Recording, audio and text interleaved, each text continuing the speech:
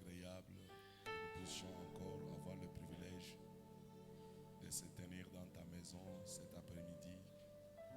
Toi, celui qui connaissait ces programmes avant la fondation du temps, et tu as rendu ces programmes réalisables pour nous, tes enfants.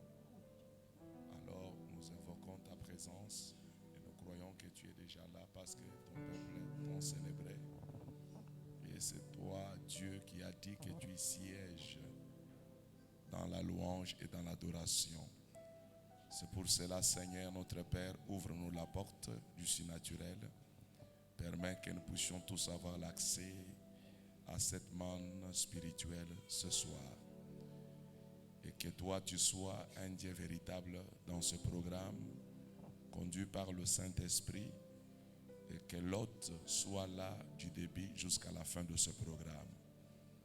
Que tout esprit qui ne confesse pas ta seigneurie ne puisse pas opérer, Seigneur Jésus-Christ notre Dieu, mais que le ciel vienne prendre contrôle de ce programme et permet que nous puissions voir tout ce que tu as promis dans ta parole se manifester devant nous. Tu béniras ton serviteur qui nous a accordé cette opportunité. Bénira l'Église ainsi que tous ceux qui servent Dieu ici, Père éternel. Tu nous béniras aussi et tu nous accorderas l'inspiration et la direction. Bénis mon interprète, que tout ce qui se fait, ça soit pour ta seule gloire. Au nom de Jésus-Christ notre Dieu. Amen. Amen. Alors que nous sommes debout, nous allons lire la parole de Dieu. Nous prendrons le livre de Matthieu chapitre 25. Matthieu 25. Au verset 9.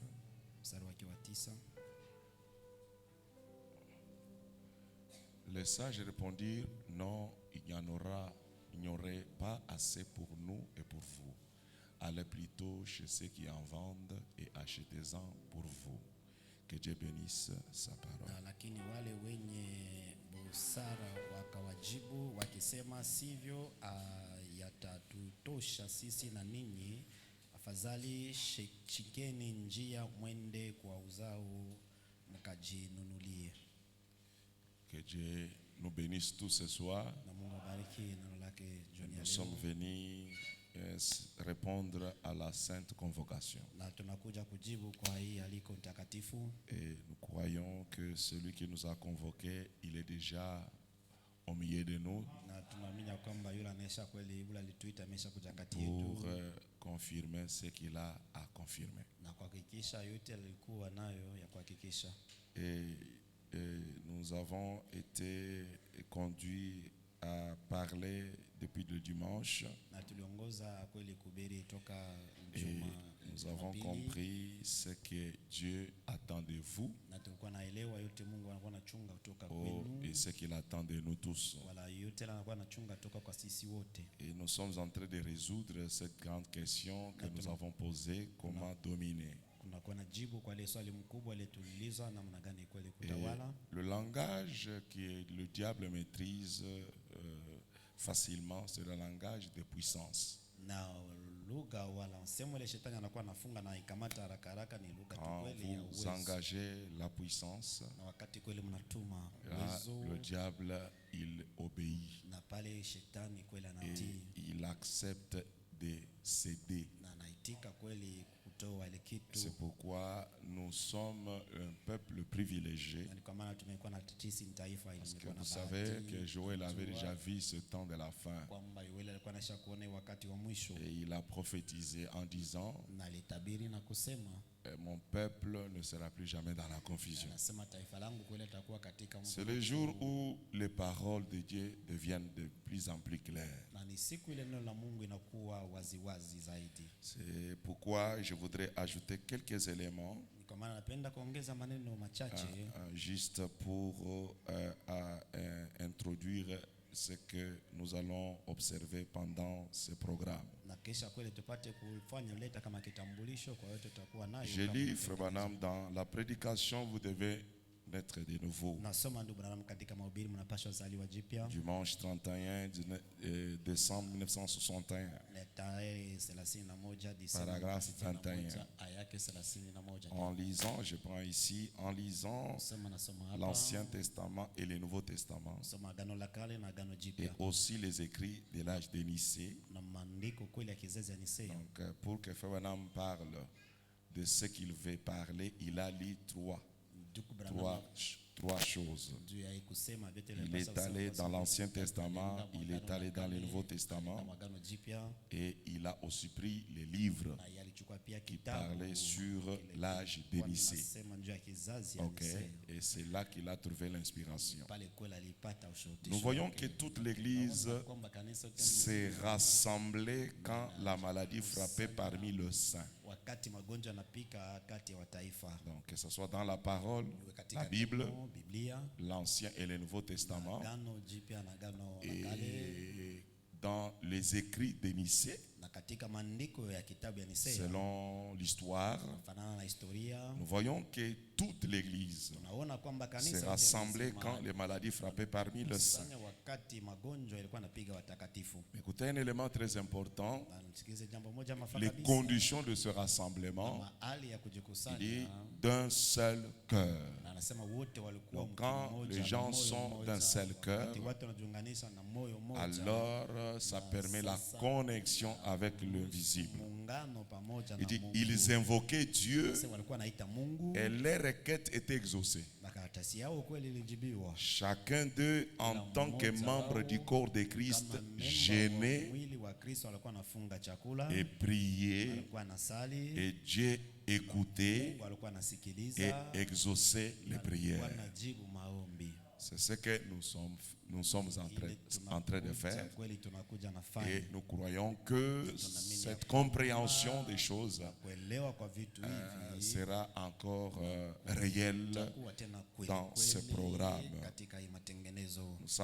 Nous avons expliqué que pour dominer, Na tusema kweli ya kwamba kwa il kutawala vous faut la puissance. lazimisha uwezo. Sans la puissance, Bila uwezo tu ne peux jamais arriver à la domination. hawezi kweli kufika hata kidogo Or, mkutawala. pour Na dominer, kwa nous kutawala avons dit qu'il faut la puissance. lazimisha uwezo. Et pour avoir la puissance, Kupata uwezo il faut jeûner et prier. lazimisha kufunga chakula na Sans kuomba. la puissance Bila et sans les uwezo, jeûnes bila et kufunga sans les chakula, prières, na bila kweli il n'y a maombi, pas moyen d'être revêtu de la namna puissance. kuvaa kweli ile uwezo. Pourquoi nous devons Mbona jeûner? tunapaswa kufunga C'est chakula? la loi dans la chair. Sheria katika Ça mwili. fait bien d'années, je me posais des questions. Kama nilikuwa na Et diswali pourquoi il nous faut simplement jeûner? mbona lazimisha kweli kufunga chakula? Parce que Kwa vous savez sababu que la najua terre kwamba udongo est faible. unakuwa kweli Ou uregevu. on dirait la chair est faible. Mwili imekuja Vous vous rappelez des mregevu. paroles de Jésus-Christ? Nakumbuka maneno ya Yesu Kristo. Lorsqu'il a vu la mort Wakati s'approcher, aliona harufu na karibia.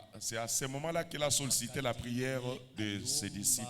Maombi ya Il a dit, wafuasi allons wake. prier. Sasa tuende tukaombe. Malgré qu'ils sont montés à la montagne, Hata walienda kumlima. mais lui ne priait pas ensemble avec eux. Yeye siku anaomba pamoja nao. Il les a laissés quelque part ici Wacha fazi et moja. il s'est éloigné. Na akaenda mbali. Il est allé prier seul Akaenda kuomba parce que peke lui, yake c'est kwa le maître. sababu ni mmoja. Donc, il les a simplement demandé de prier. Aliwaomba tu wapate kweli Et kuomba. pendant que lui priait Na wakati 1 heure de yeye alikuwa prière, anaomba saa moja quand il maombi, finit, wakati il alimaliza, retourne, akarudi, il trouve que tous wote étaient en train de ronfler. walikuwa na Ce ongoroma, n'est pas facile. usingizi, haina teketeke, Ce n'est pas lakini facile. haina teketeke. Il a dit, vous n'avez même pas prié 1 heure. Kuomba hata saa moja. La prière était très importante. Maombi ilikuwa tu ya mafaa Et kabisa. prier pour enfin Kisha mwisho avoir la kwa force kupata nguvu de résister ya kugombana, simama aux mbele, éventuels événements mambo qui litakuja, vont arriver. mambo litakuja. Et à la fin, Na kumwisho, il a dit, la alisema, chair est faible, mwili imekuwa mais mregevu, l'esprit est bien lakini roho disposé. imekuja kweli Vous tayari. remarquerez que Na mtaona ya kwamba c'est la chair qui réclame la nourriture. na ni mwili naomba chakula. La chair aime trop la nourriture. Mwili napenda zaidi Mais chakula. il arrive des fois que Na inasema mara nyingine ya pour kwamba des choses inutiles, vitu vya bure bure la chair ne réclame pas la mwili nourriture. haiombe chakula. Voyez-vous, mes amis, Naona warafiki pour des choses inutiles. kwa vitu tu vya bure Mais bure. pour Dieu, Juu ya Mungu, quand vous vous décidez, wakati mnachukua c'est là que la mpango na chair, pale c'est comme si vous vous avez provoqué. Vous devenez faible.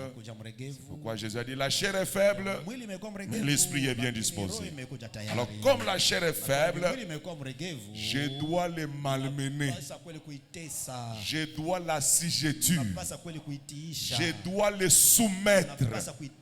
Parce que le prophète William Branham dit, quand je gêne, je suis dans une fête avec l'Éternel Dieu. Et je sais que vous êtes dans la fête ce soir.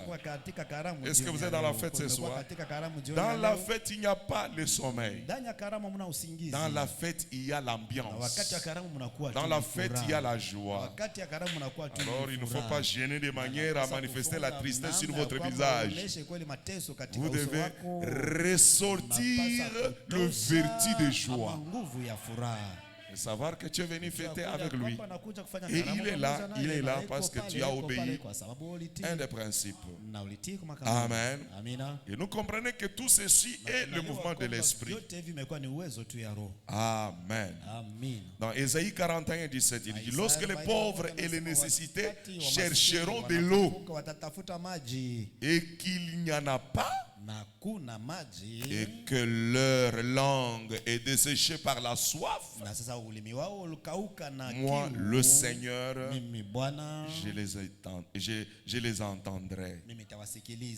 Moi, le Dieu d'Israël, je ne les abandonnerai pas.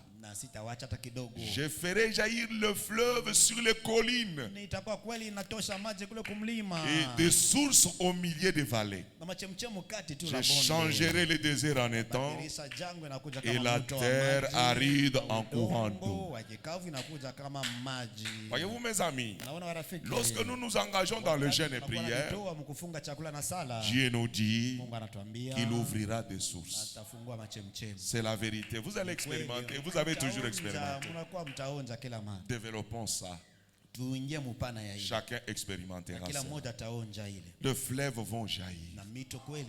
Quand quelqu'un est engagé dans le jeûne et dans les prières, les sources jaillissent. Il y a une vertu surnaturelle qui va se déclencher dans votre vie.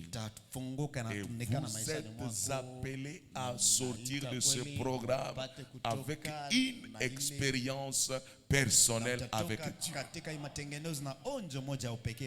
Peux-tu dire Amen? Peux-tu dire Amen? C'est la pire vérité, mes chers amis. Et Psaume 63, verset 2, il est dit, oh mon Dieu, oh Dieu, tu es mon Dieu. Je te chanterai de bonheur.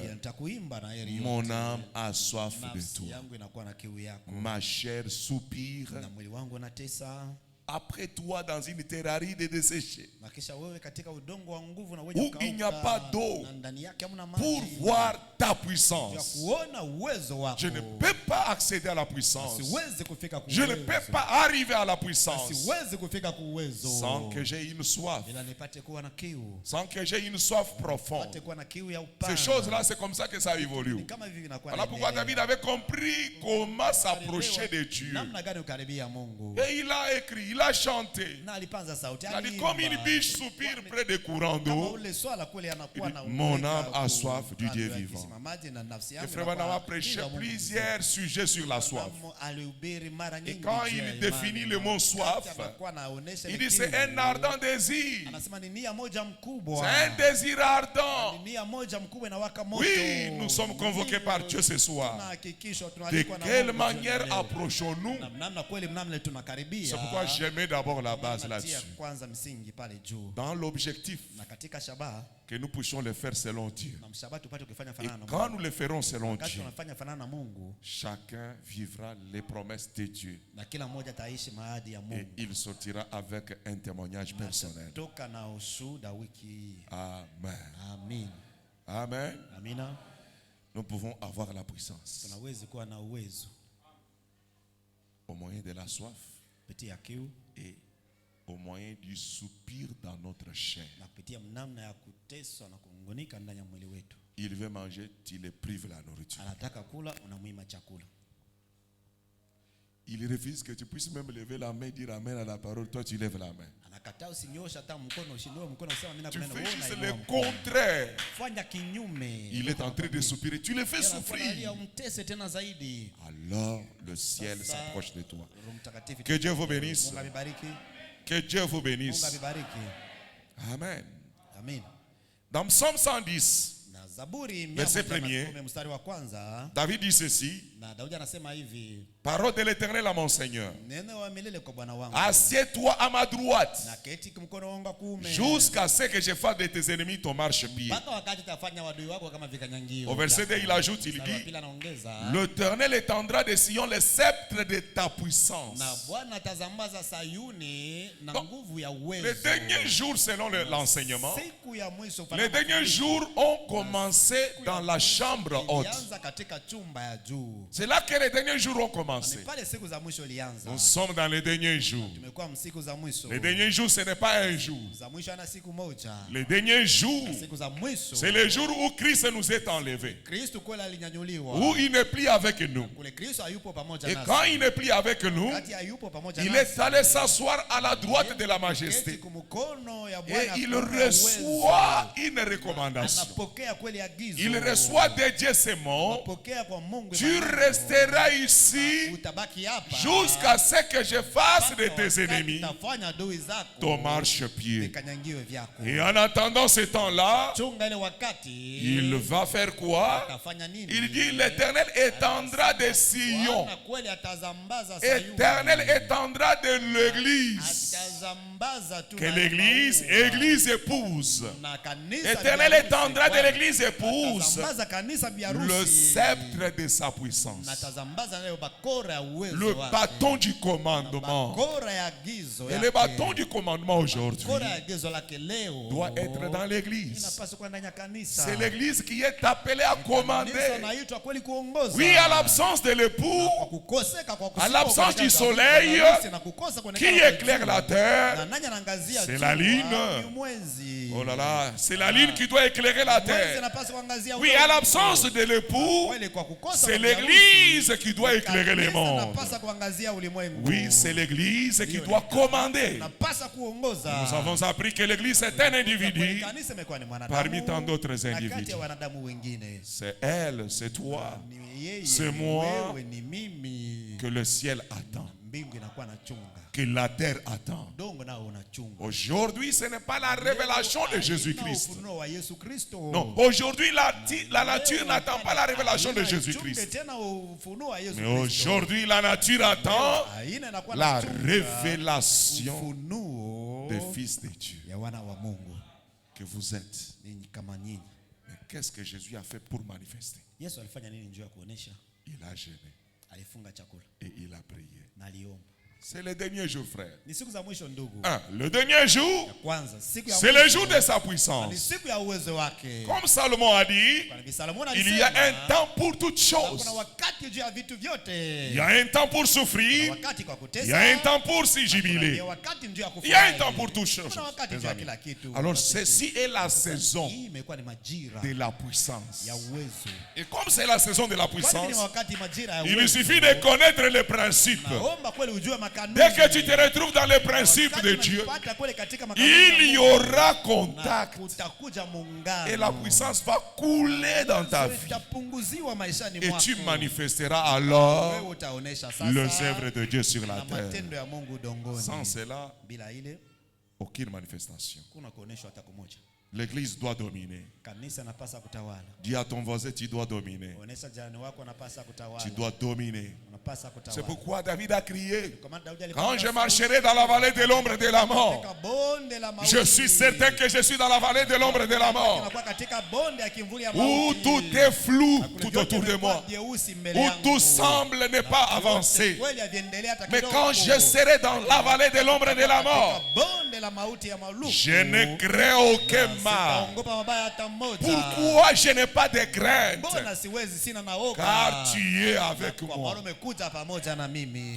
Ta houlette et ton bâton Fimbo lako na me bakora lako, rassure. na inanipa mimi C'est le hakikisho. bâton de la puissance. Bakora ya uwezo. Alléluia. Haleluya. Tu es avec moi. Umekuja pamoja na Parce que mimi. j'ai la houlette. Kwa sababu vinakuwa na bakora. Parce que je possède les bâtons. Unashika kweli fimbo. Et tu dresses devant Na moi ukasimamisha mbele yangu une table na meza en face de mes mbele adversaires. ya adui zangu. Tu ungis ma tête Utapaka mafuta yangu kichwa, et mafuta ma yangu coupe déborde. na makikombe yangu itazidi. Alléluia. Haleluya. Mais la vérité est que nul ne peut marcher avec puissance Lakini kweli imekuja kwamba mtu hata mmoja asiwezi tembea na sans uwezo comprendre ce mystère bila kuelewa siri hizi de comment dominer. na namna gani kweli kutawala. Si tu comprends, Kama unaelewa tu marcheras utatembea avec la puissance. na uwezo. Si tu ne comprends pas ce mystère, Kama elewe masiri hizi tu seras un théologien. utakuwa tu mteolojia, Tu seras un chrétien des noms. utakuwa Mkristo wa Tu jina, apprécieras toutes les déclarations de tous les prophètes. na wewe utafurahiwa na Tu les maneno yote ya déclareras sur nabii, ta na bouche. utasema kinywani mwako ile Mais maneno, tu ne lakini vivras hautaishi hata dans ta kitu propre vie. ndani ya maisha yako. Et tu vas finir par renier le nom de Dieu. Utamalizika, mwisho yote utafika Mais mkataa que jina Dieu la nous Mungu. aide. Mungu amsaidie, lakini S'il est le même, kama yeye ni il va mmoja répéter ce qu'il a fait dans la chambre haute. atasema vyote vyatafanya vyote alifanya Ce katika soir. chumba ya juu jioni ya leo. C'est pourquoi Jésus dans Matthieu 6, Bwana anasema katika Au Mathayo verset 6, 6 il dit, mstari wa 6 quand anasema tu pries, wakati unasali, c'est un commandement la prière. na ni amri tu katika sala. Amen. Amina. On dit quand tu pries, Sasa wakati unasali, voici ce que tu dois faire. tazama ile unapaswa kufanya. Et au verset 17, il dit, Mstari wa 17 quand tu anasema jeûnes, wakati unafunga chakula parfume ta tête. na paka Et kichwa lave ton chako visage. manukato na osha uso Le wako. jeûne et la prière Funga chakula na sont maombi un commandement. vimekuja navyo pia amri. Dieu voulant, je vous lirai cela. Mungu akipenda Frère tamsema. Branham dit Branham anasema que le jeûne kwamba kufunga kwa est chakula un commandement na kwa du ni Seigneur. amri ya Bwana. Ok. Vizuri. Ça va? Est-ce Sawa? qu'on peut aller maintenant de l'avant? Tunaanza kuendelea mbele sasa. Avant d'aller de l'avant, il y a un élément que je voudrais ajouter ici. Mbele ya kuendelea mbele kuna neno moja napenda C'est kuongeza. pourquoi dans hapa. Matthieu Kwa maana chapitre katika 5 verset 4 Mathayo il est chapter dit, ya 5 inasema mstari- heureux ceux qui sont dans les deuils. anasema heri wale wamekuja katika kilio. Heureux les affligés. Ça. Heri wale wanaohuzunika tu. Chez vous là, on a écrit heureux les affligés. Wale King wanaandika James kule dit, King James anasema heureux ceux qui sont dans les deuils. heri wale wamekuja katika kilio. Ça, c'est le vrai mot. Ile ni neno la kweli mzuri. Les deuils ici Kilio hiki signifie le jeûne. tunamalizia funga chakula. Frère, Ndugu, posez-vous la question simplement. mjiulize kwanza Vous savez swali. combien de fois vous avez été affligé Unajua mara ngapi kweli huzunishwa par des problèmes, matatizo, les voisins, majirani, les ceci, wa hivi, mais vous n'êtes pas heureux. lakini hamna watu waheri tu. La joie, Furaha c'est quand vous jeûnez pour le Seigneur. wakati mnafunga chakula juu ya Bwana. Amen, amen. Amina, amina. Jésus dit, heureux Na heri sont ceux qui sont dans le deuil, wale wamekuwa katika kilio, car ils seront kwa consolés. maana wao Dieu watafarijiwa. ne peut pas vous abandonner, Mungu asiweze vous engager kumwachilia, non, kumjitoa kweli, sous la conduite du chini ya Saint-Esprit, uongozi wa Roho Mtakatifu. de mon pasteur. Ya pastori wangu Il convoque la réunion. Et anaita toi, pale, tu anafanya t'attends à ibada rien. moja, wewe Et usikilize Dieu, lui, kitu. ne descend, Na il ne Mungu fait yeye rien. anashuka, asifanye kitu. Il y a un problème là. Kuna mambo moja Mais pale. Dieu Lakini soutient Mungu anasaidia tout celui qui obéit à ce mtu commandement. yoyote anakuwa anatii ule wakati. Acclamons très fort le Seigneur. Tupigie kweli Bwana wetu makofi.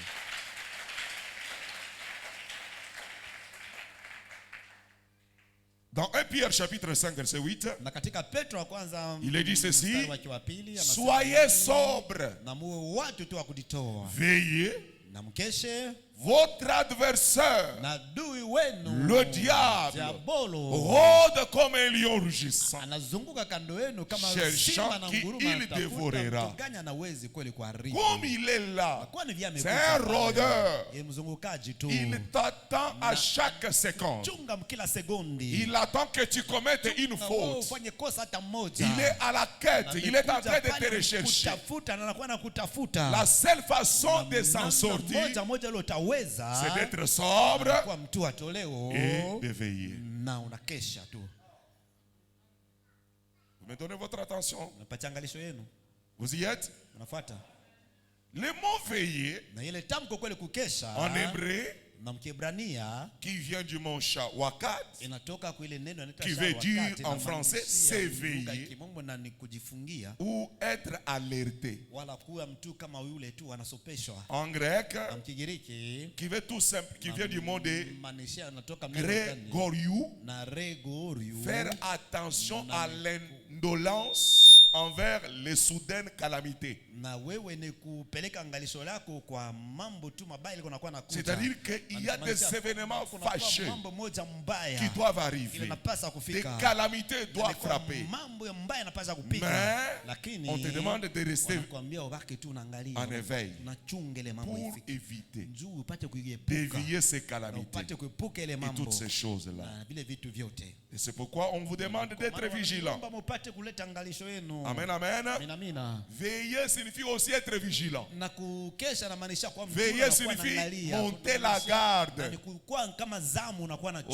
chunga. ne laissez n'importe quoi entrer dans votre cœur. Upate kuingia moyoni mwenu. Vous montez la garde. Unakuwa nafanya uzamu. Vous savez sélectionner les choses. Kuchanga, kuchagua Vous n'acceptez pas n'importe quoi. Mtike chochote. C'est ça ce que signifie veiller. Wanamaanisha kweli kukesha. Être sobre, Kuwa mtula anakuwa na c'est mitoa, être serein. na nikuwa mtula anakuwa na Être omba zaidi. calme. Mtu amekuwa tunayo Quand amani. tout va mal, Wakati vitu vinaendeka mais vous mbaya. gardez le lakini calme. wewe unakuwa na amani. Vous avez Unakuwa na l'assurance hakikisho que vous traverserez cette kwamba calamité. utapita tu hii wakati. Prenons Frère Branham dans Exposé des âges. Ndugu Branham katika expose ya vizazi. Page Sasa 260. 260. Troisième paragraphe. Na sehemu yake ya tatu, aya yake ya Maintenant, tatu. il dit Anasema ceci. hivi. Sois vigilant Na uwe mtu wa et angalifu. affermis le reste qui est près de mourir. Ruhusu wale walikuwa tayari mkufa. Les idées exprimées par le deux mots vigilant Na maneno linakuwa natolewa pale neno et uangalifu. affermis sont le suivant. Na imekuja tu hii Être vigilant. kuwa mtula na kuwa na angalisho. Être zaidi. vigilant, Kuwa mtu wa kuangalia c'est zaidi. non seulement être éveillé, Hapana ni kuwa tu mtu mwenye kuamuka. mais aussi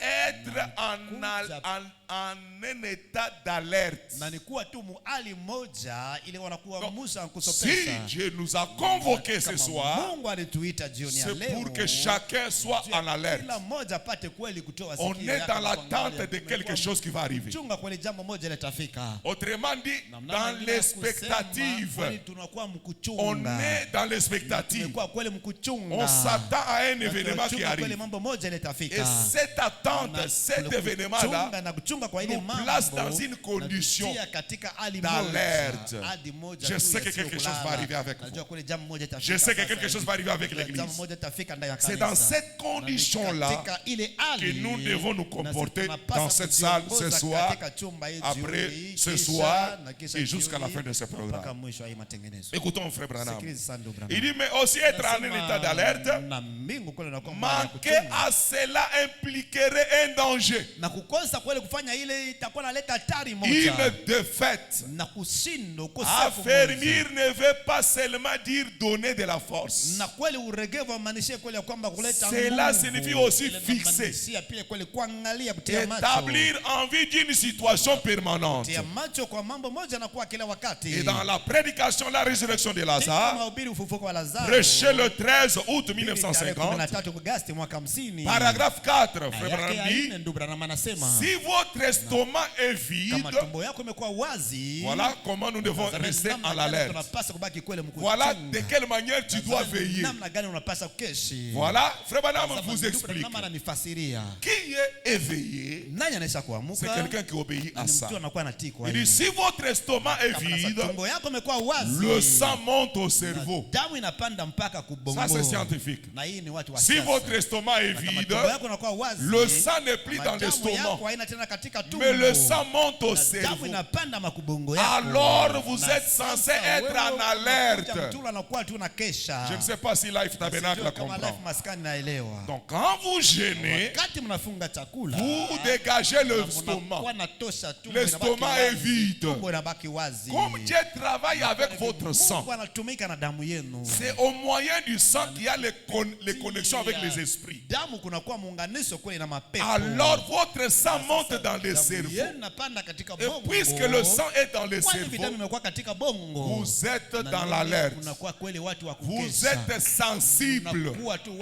Quand Dieu parlera, tu es prêt à saisir quelque chose. Est-ce qu'il y a quelqu'un qui peut dire amen? Est-ce que c'est ça qui est dit là-bas? Si votre estomac est vide, le sang monte au cerveau, alors vous êtes censé être en alerte. C'est ça, veiller. Quand je prive mon estomac, le sang, je permets que mon sang monte dans les cerveaux. Et je suis en alerte. Je suis en train de veiller. Il faut aimer la vie des jeunes. Vous allez voir la différence quand vous prendrez quelque chose le soir. Tout à l'heure, ça va changer. Vous serez léger. Je crois que vous comprendrez facilement les choses spirituelles ce soir. Mais quand vous allez manger, vous remarquerez que vous deviendrez lourd. Frère Branham parle. Si vous êtes tout rassasié, vous, c'est ça. Il dit, vous êtes. C'est ça la puissance du jeûne. Donc, le jeûne en soi est puissant. Il y a la puissance dans le jeûne. J'insiste parce que nous allons décoller. Cette fois-ci, nous entrons dans les connexions du surnaturel. Et si la base est bonne, nous monterons. Il dit, c'est ça la puissance du jeûne. Lorsque vous êtes rassasié, le sang descend à l'estomac pour digérer la nourriture. Or, en toi et en moi, Dieu coopère avec votre sang. Et c'est quand le sang est dans le cerveau.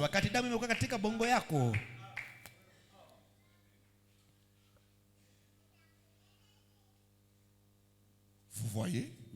Et alors, lorsque vous avez l'estomac vide, le sang est dans votre cerveau, vous pouvez donc être juste. Et en effet, ces deux esprits sont si proches qu'ils pourraient séduire, si c'est possible, même les élites. Amen, amen. Ok. J'ai déjà pris la partie essentielle. Qui a compris? C'est important.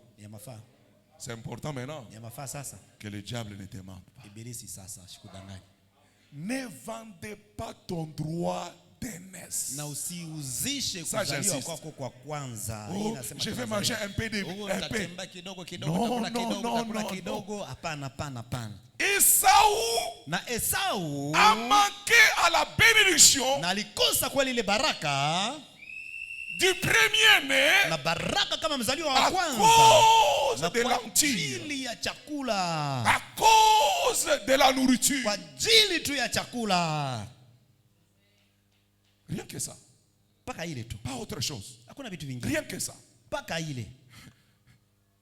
Il a vendu son droit d'aînesse à cause de la nourriture. Ne vendez pas votre droit d'aînesse. Parce qu'il y a des gènes qui plaisent à Dieu. Et il y a des gènes que Dieu refuse. Tu as jeûné, mais Dieu a refusé ça.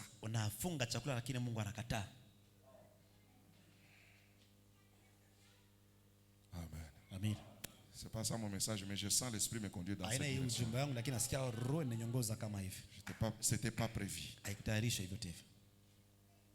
Mais toute chose, c'est pour peut-être 2 personnes, 3 personnes. À telle sorte que quand il a cherché la bénédiction, au lieu de recevoir la bénédiction, il a reçu la malédiction. Ne vendez pas votre droit d'aînesse à cause de la nourriture. Faites souffrir ce corps. Qui peut lever la main? Faites souffrir ce corps. Et vous verrez les merveilles que Dieu va faire.